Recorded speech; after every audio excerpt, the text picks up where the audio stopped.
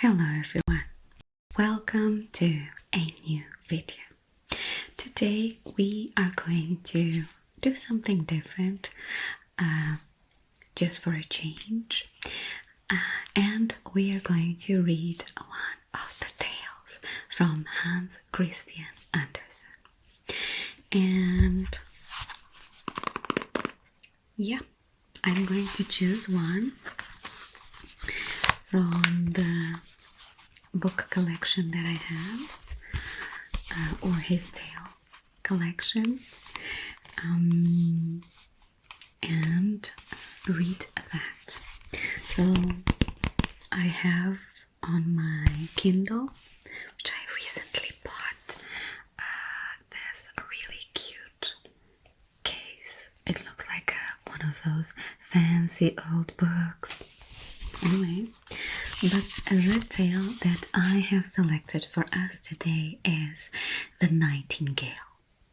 In general, Hans Christian Andersen's tales are one of my favorites.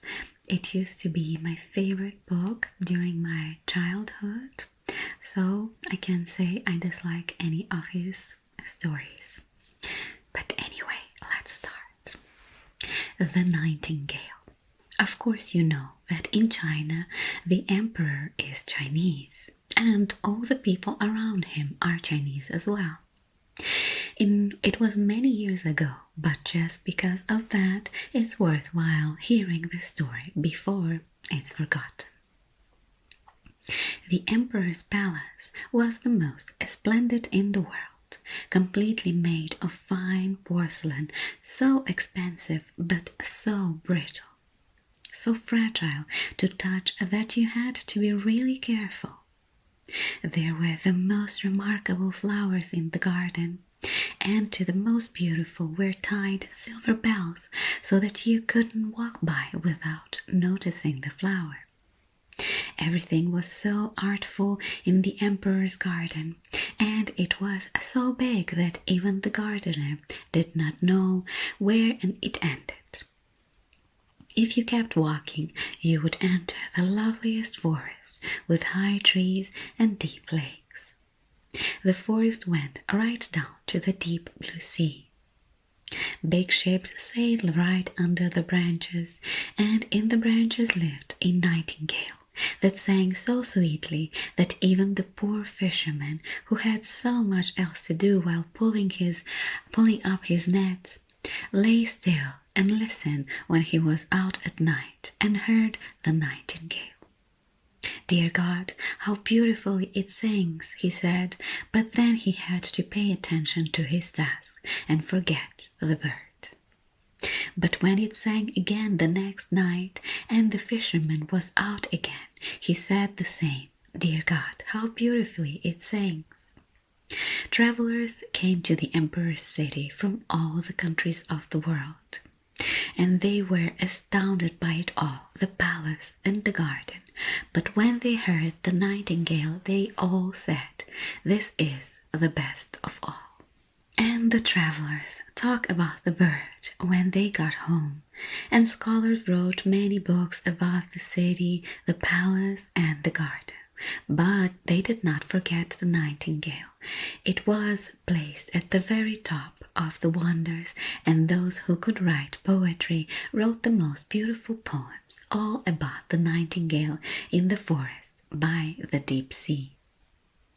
The books circulated around the world, and in the course of time one reached the emperor. He sat on his golden throne and read and read.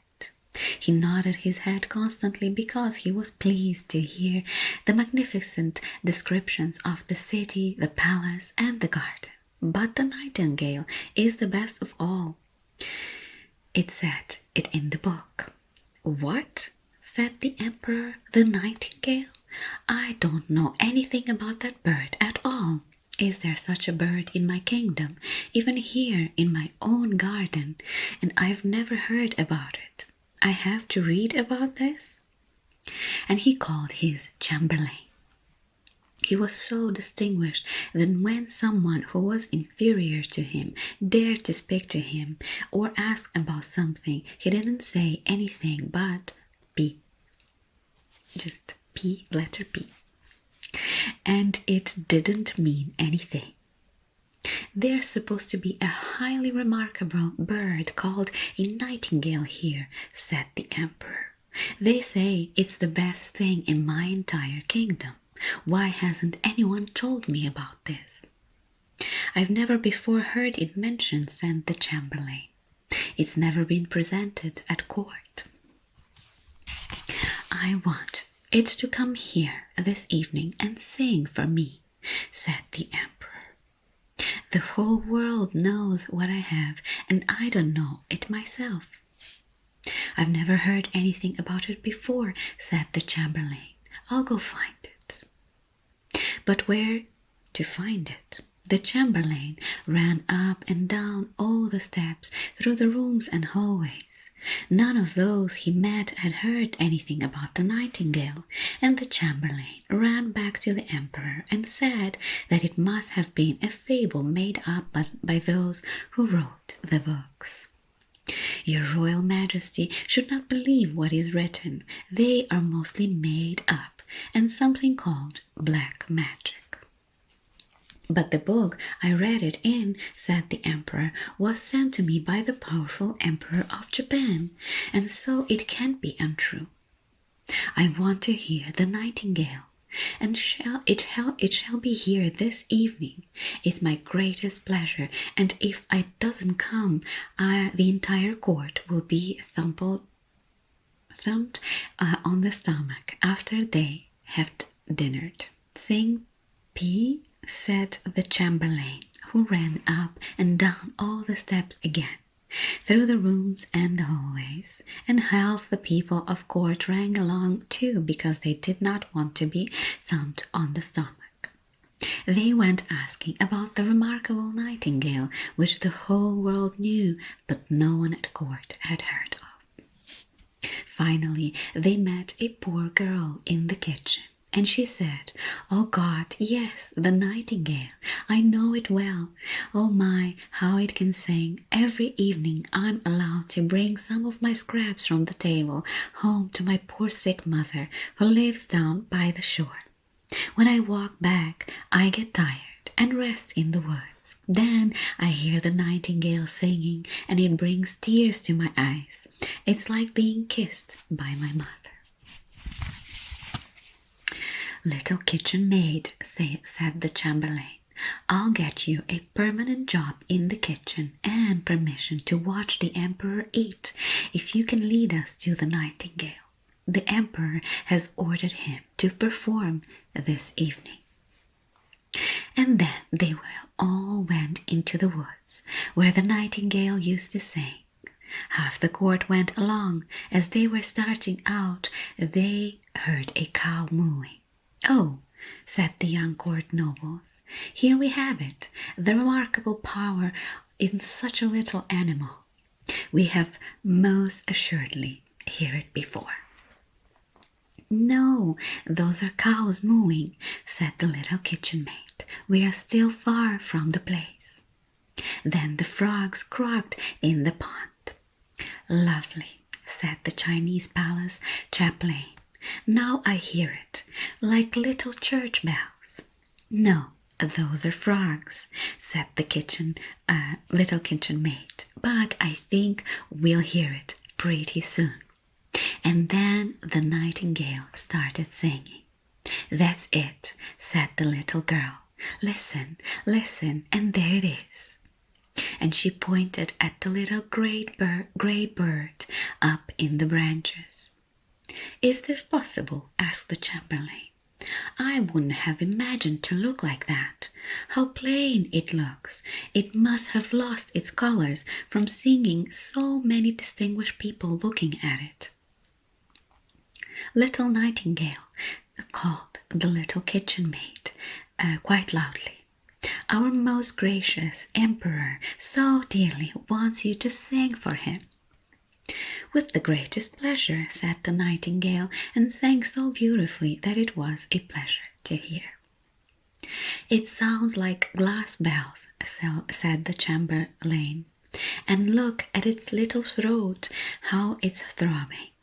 It's remarkable how we haven't heard it before. It will be a big success at court. Shall I sing one more time for the emperor? Asked the nightingale, who thought the emperor was with them.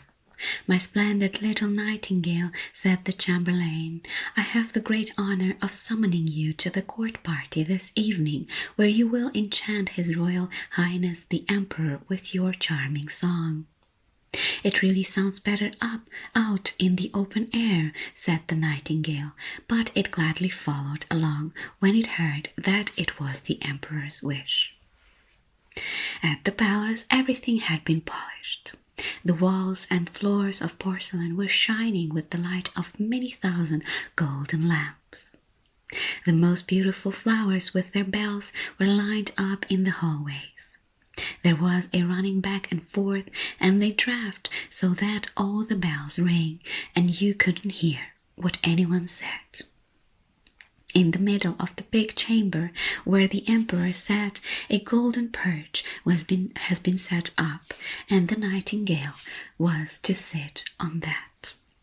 The entire court was there, and the little kitchen maid had been allowed to stand back by the door, since she now had the official title of real kitchen maid.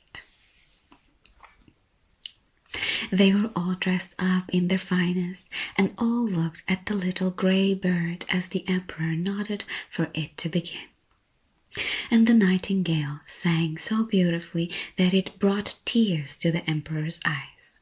They rolled down over his cheeks, and then the nightingale sang even more beautifully, so it touched everyone's heart.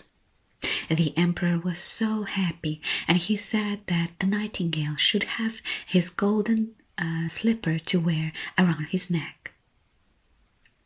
But the nightingale thanked him and said it had already had payment enough. I've seen tears in the emperor's eyes, and that is the greatest treasure for me. An emperor's tears have remarkable power. God knows I have payment enough. And then it sang again with its blessed sweet voice. That's the most delightful coquetry and a flirtation I've ever seen, said all the ladies, and they kept water in their mouths so they could cluck when someone talked to them. They thought they were nightingales too. Well, the footmen and chambermaids also let it be known that they were satisfied, and that says a lot since they are the most difficult to please. Yes, the nightingale was a great success. It was going to remain at court and have its own cage, but freedom to walk out twice a day and once at night. 12 servants were to go along with silk ribbons tied to the nightingale's leg, and they were to hold it tightly. There was no pleasure to be had from walks like this. The whole town talked about the remarkable bird, and if two people met each other, the first said only night, and the other said gale. Have I been reading? No, it is nightingale. Sorry. And then they signed and understood each other. 11 grocers named their children after the nightingale, but none of them could sing a note. One day, a big package came for the emperor. On the outside was written, Nightingale. Here's a new book about our famous bird, said the emperor, but it wasn't a book. It was a little work of art lying in a box. An artificial nightingale that was supposed to resemble the real one, but it was studded with diamonds, rubies, and sapphires. As soon as you would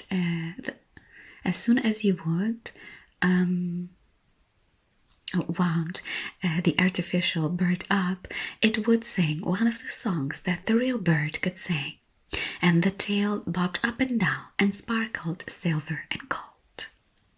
Around its neck was a little ribbon, and on the ribbon was written, "The Emperor of Japan's Nightingale is a trifling compared to the emperors of China." "It's lovely," they all said, and one who had brought the artificial bird was immediately given the title of the most imperial nightingale bringer. "They have to sing together, a duet."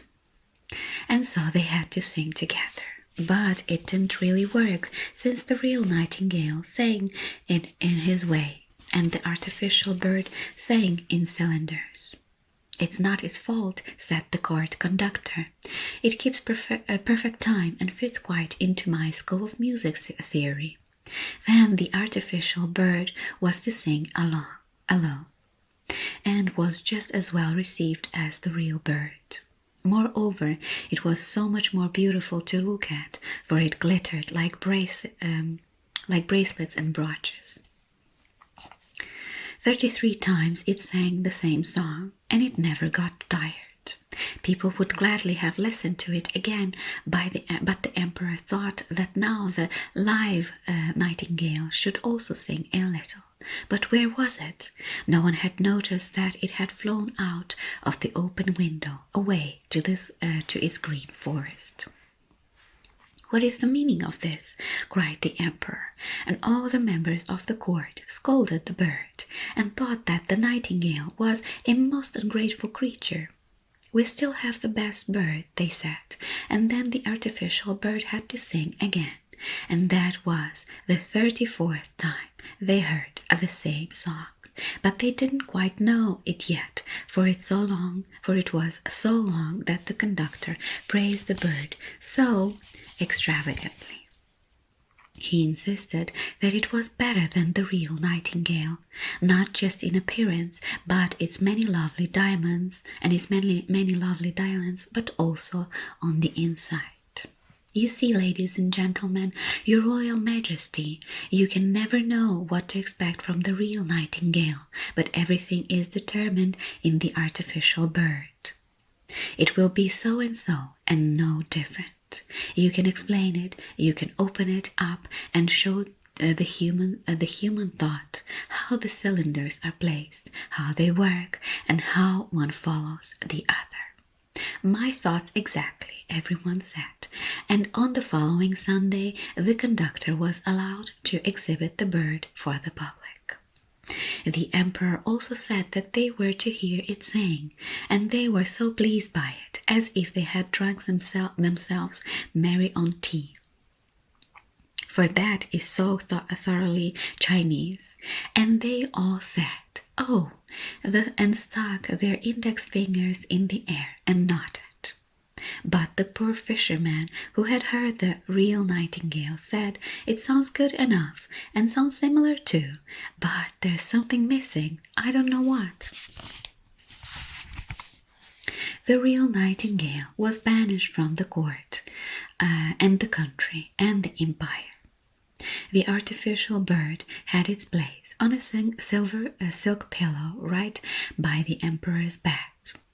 All the gifts it had received, gold and gems, were lying around it, and it had been given the title of Most Imperial Nightstand Singer of the first rank, to the left, because the emperor considered the side towards the heart to be the most distinguished. The heart is on the left side, also in emperors, if you did not know.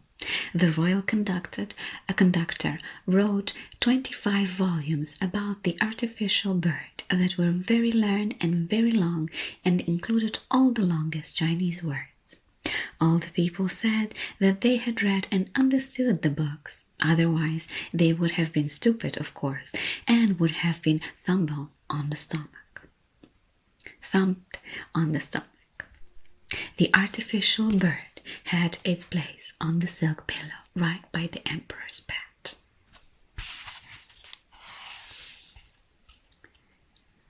And here is a drawing.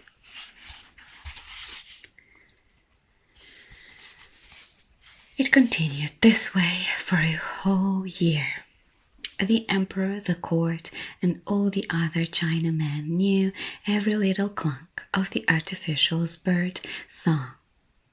But they were therefore all the more happy with it. They could sing along, and they did. The street oozing with zzzz, clack, clack, clack, and the emperor sang it too. Yes, it was certainly lovely.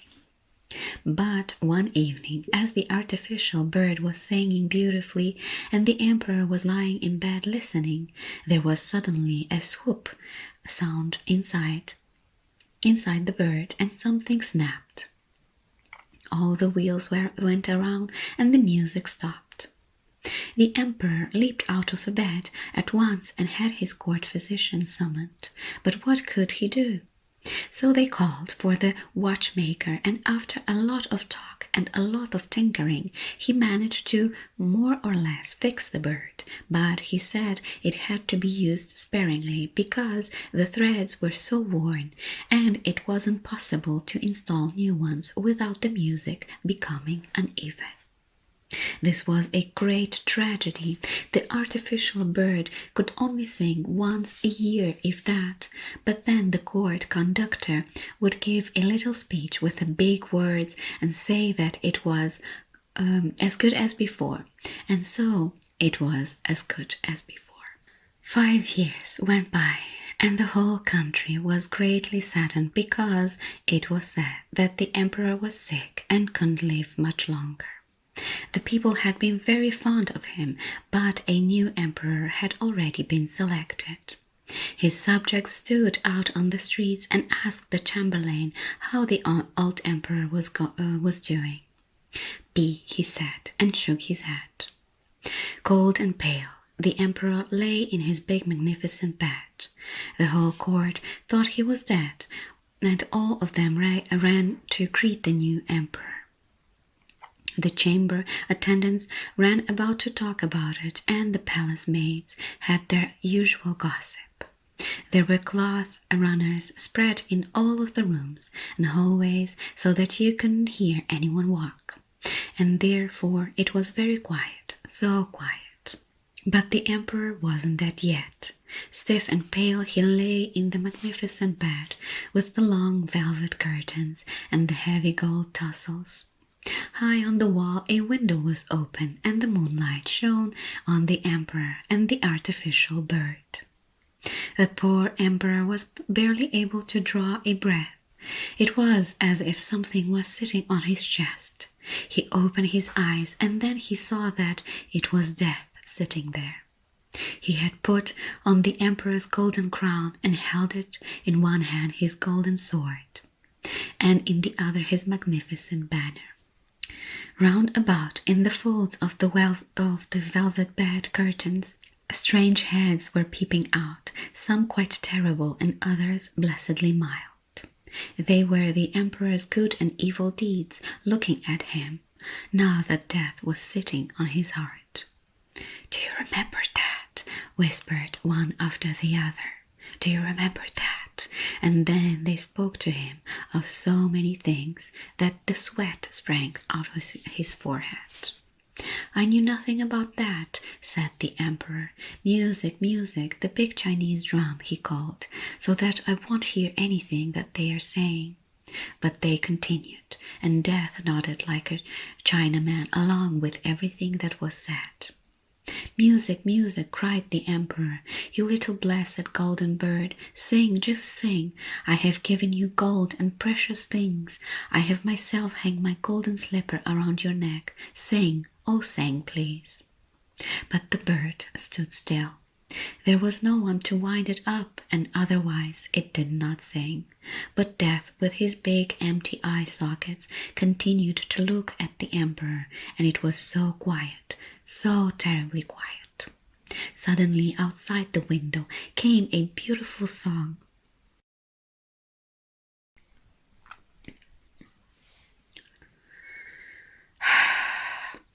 It was the little live nightingale, sitting on a branch outside. It had heard about the emperor's sorrows and had come to sing with comfort and hope for him. And as it sang, the figures became paler and paler. The blood flowed quicker and quicker in the emperor's weak limbs, and death itself listened and said, "Sing on, little nightingale, sing on." "Music, music," cried the emperor, "you little blessed golden bird, sing, just sing."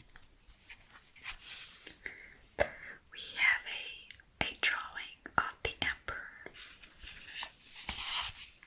"Will you give me the magnificent golden sword? Will you give me the precious banner? Will you give me the emperor's crown?"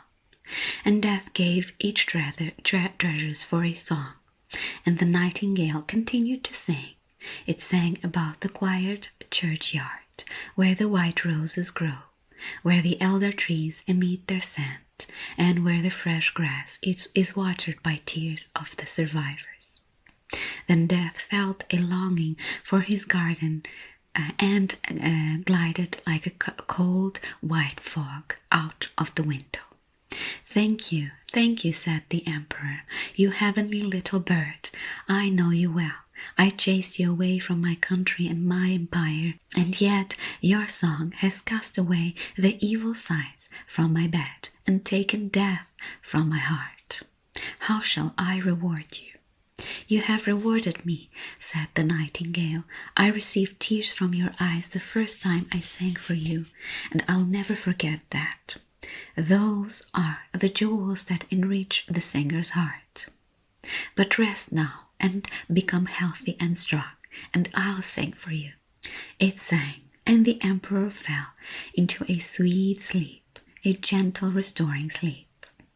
The sun shone through the windows on him when he awoke, stronger and healthy.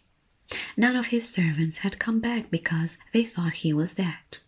But the nightingale was still sitting there singing. "You must stay with me always," said the emperor. "You'll only sing when you want to, and I'll crush the artificial bird into 1,000 pieces." "Don't do that," said the nightingale. "It has done what good it could. Keep it as always. I can't live here in palace, but let me come when I want to. And in the evenings I'll sit on the branch by the window and sing for you so you can be happy and thoughtful too. I'll sing about the happy and about those who suffer. I'll sing about the good and the evil that is hidden from you. Your little songbird flies far in the wide and to the poor fisherman and to the farmer's roof, to everywhere that's far from you and your palace. I love your heart more than your crown, and yet your crown has a scent of something sacred about it. I'll come, I'll sing for you, but you must promise me one thing." "Everything," said the emperor, standing there in his royal clothing that he had put on himself. He was holding the sword, heavy with gold, up to his heart. "I ask you this one thing. Don't tell anyone that you have a little bird that tells you everything. Then things will go even better." And the nightingale flew away. Soon after, the servants entered the room to see their dead emperor. There they stood, and the emperor said, "Good morning." And that is the story of Nightingale. I think it's very pretty. And again, the kind heart of Nightingale, of having come back, right, to save the emperor on his deathbed. Anyway, there are quite a few morals of the story here, I guess, but again, this is one of my favorite tales from Andersen, and I thought that we could read it today for a change. Anyway, I hope you enjoyed this slightly different reading video, and hopefully next time we'll have something else to read. Not quite sure if something from mythology. If you are, just let me know. If you are not, I mean, I'm still in. There are still quite a few mythologies to go through, so we can do that. But today we have the tale and the moral of Nightingale. I hope you like this video, and I'll see you next time. Bye.